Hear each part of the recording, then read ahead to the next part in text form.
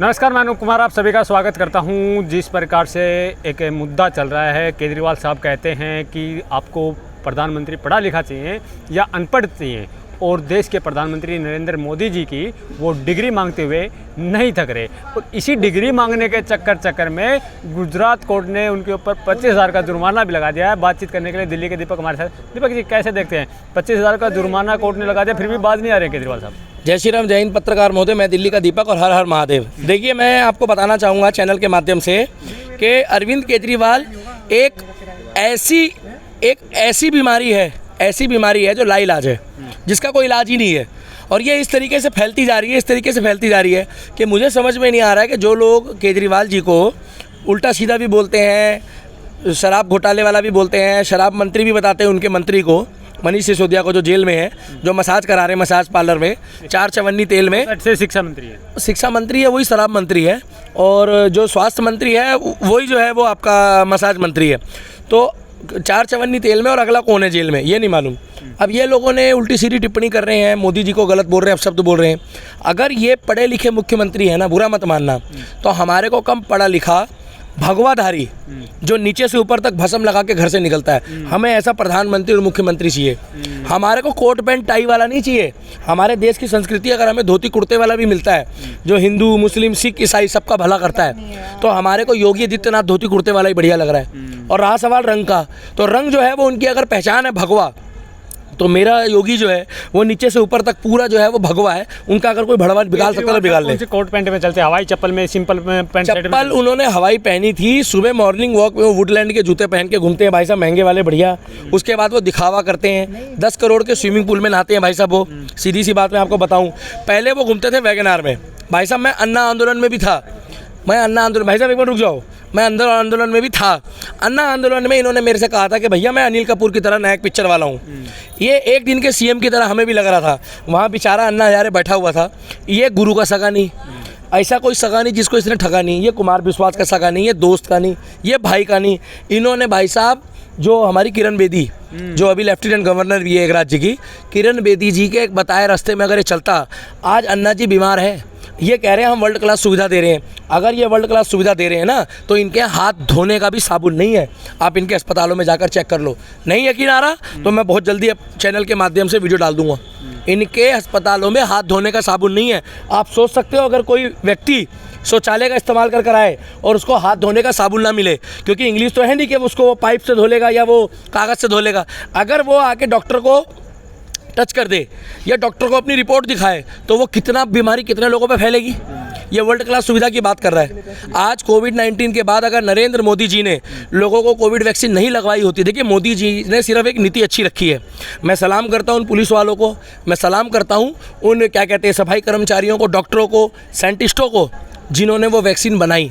और मोदी जी ने देखो भाई साहब नीति अच्छी है। अरे कोई भी है पूरे देश में तो देखिए, अरे सुन तो लीजिए सर। जी। दीपक जी, पूरे देश में तो बैनर लगे हैं, मोदी हटाओ देश बचाओ, आप कह रहे हैं। भाई साहब बुरा मत मानना, अगर आपके पिताजी आपको बचपन में ही बुलेट दिला देते ना, अगर आपके पिताजी आपको बचपन में मोटरसाइकिल दिला देते, तो आप भी उनको बचपन में अच्छा बोलते। मगर आज अपने दिल से बताना, उन्होंने आपको बचपन में वो चीज़ नहीं दिलाई जब तक आप 18 साल के नहीं हुए। तो सही करा गलत करा भाई साहब? अच्छा किया। ये मोदी जी जितना भी बढ़िया काम करे, इनको उनकी बुराई दिखती है। एक पत्रकार है रवीश कुमार ने आज तक मोदी जी की एक नीति नहीं बताई जो बढ़िया थी। उसका कारण बताऊं क्यों नहीं बताई है। उन्होंने वैक्सीन तो लगवा ली है भारत सरकार से, भारत सरकार बोल रहा हूँ भाई, मोदी सरकार नहीं बोल रहा। वैक्सीन लगवा ली भारत सरकार की, चाहे प्राइवेट लगवाई चाहे सरकारी लगवाई। मगर वैक्सीन लगवाने के बाद एक बारी भी भारत की सरकार की, साइंटिस्टों की, पुलिस वालों की, सफाई कर्मचारियों की नीतियों का इन्होंने सपोर्ट नहीं करा। भाई साहब कम से कम झूठे मुंह उनकी नीतियों को ही सपोर्ट कर देते। एक बार बोल देते क्या कि भैया तुमने काम बढ़िया करा है। तो भैया हम ये चाहते हैं कि देश में अगर आप किसी की उंगली उठा रहे हो आगे, तो आप अपनी गिरेबान पे भी हाथ रखो। और दूसरी बात यह है कि तुम्हारी पार्टी में अगर इतने पढ़े लिखे नेता हैं, इतने पढ़े लिखे लोग हैं और शिक्षित हैं, तो तुमने एक मंत्री को 18 मंत्रालय क्यों दे रखे हैं? तुम लोगों को एक मंत्री को 20 मंत्रालय क्यों दे रखे हैं? और तुम्हारे पास एक भी मंत्रालय नहीं है। इसका मतलब चोर की दाढ़ी में तिनका नहीं है, पूरा बांस है। और सीधी सी बात है भैया, मैं तो एक ही बात बोलना चाहूँगा, सच्चाई अरविंद केजरीवाल अगर इस्तीफा दे देना भाई साहब, तो हमारा दिल्ली बच सकता है। अरे मोदी जी हट जाए तो देश बच सकता है। अरे उससे बढ़िया शीला दीक्षित थी भाई साहब, केजरीवाल से बढ़िया शीला दीक्षित थी। और मैं गारंटी ले रहा हूँ 2024 में भी मोदी आएगा, 29 में भी आएगा। जिस माइका लाल में हिम्मत हो उसको हटा के दिखाए, क्योंकि लोकतंत्र में वोट की आज़ादी है। अरे आप नहीं चाहिए अनपढ़ प्रधानमंत्री। उनके बोलने से कुछ नहीं होता भाई साहब। जितनी वो संस्कृति, धर्म, देश, समाज को एक लेके चल रहा है। आज अमेरिका में भी अगर वो भाषण देता है ना भाई साहब, तो यूएन वाले भी कान लगा के सुनते हैं। आज पीछे से आकर जो है ना भाई साहब, अमेरिका का प्रधानमंत्री भी कहता है, राष्ट्रपति, कि मोदी जी को राम राम। तो भैया पहले से अब बदल गया माहौल। अरे कहाँ बदल गए, एक राहुल गांधी नामक शेर से डर गए हैं। अरे भाई सुनो, अगर वो शेर है ना, सुन लो, बुरा मत मानना। और पहले तो 54 साल का युवा नेता है, कभी आप लोग उसको शेर बताते हो, तो हमारा मोदी बब्बर शेर है, हमारा मोदी माता रानी का शेर है। हमारा मोदी जो है ना भाई साहब, वो सुन लो मेरा, हमारा मोदी वो अर्जुन, वो भगवान श्री कृष्ण का रथ है, जो कभी जीवन में नहीं रुक सकता। और मैं एक बात और घोषणा कर दूं आपको लास्ट, और भी पत्रकार खड़े हैं भाई साहब, तुम किल सो, सच्चाई बोल रहा हूं मैं। मोदी जी का सच्चाई बोलना, मजाक मत करना भाई साहब। लाल कृष्ण आडवाणी का जब रथ चला था, लाल कृष्ण आडवाणी जी का जब रथ चला था, जब अटल बिहारी वाजपेयी ने कहा था कि लाल कृष्ण आडवाणी, ये रथ प्रभु श्री राम के लिए चल रहा है, ये कभी नहीं रुकेगा। आज उनके मुंह में उस टाइम पे सरस्वती माता का वास था। मैं अपने दिल पे हाथ रख के कह रहा हूँ, वो रथ आज भी चल रहा है, कल भी चलेगा। 24 में भी मोदी कहीं नहीं जाएगा, चौड़े होके बोल रहा हूँ। 24 में भी मोदी कहीं नहीं जा रहा, 29 में भी नहीं जा रहा। अच्छा, उम्र हो जाएगी तब तक। अरे भाई 34 में भी कहीं नहीं जा रहा, सुनो, 34 में भी कहीं नहीं जा रहा, 34, 39 में भी कहीं नहीं जा रहा। और हिंदू राष्ट्र की स्थापना में सबसे बड़ा योगदान एक बंदे का होगा, जिसका नाम है टे टे टे टे टे टे टे टे टे टे टे टे टे, वो है योगी आदित्यनाथ।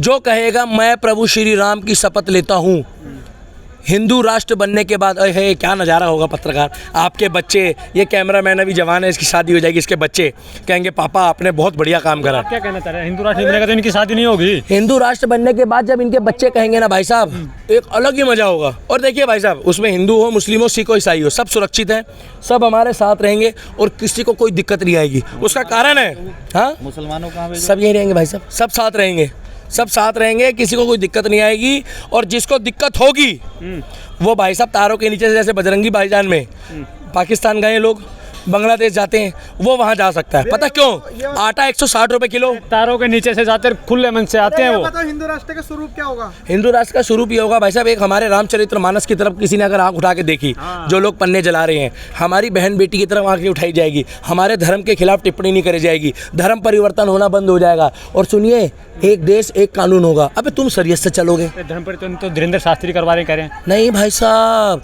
वो सुबह का भूला को शाम को घर लेकर आते हैं। अगर सुबह का भूला शाम को घर आ जाए ना, उसको भूला नहीं कहते। जय श्री राम, जय हिंद। मैं दिल्ली का दीपक, लाइक कमेंट्स और शेयर मार देना।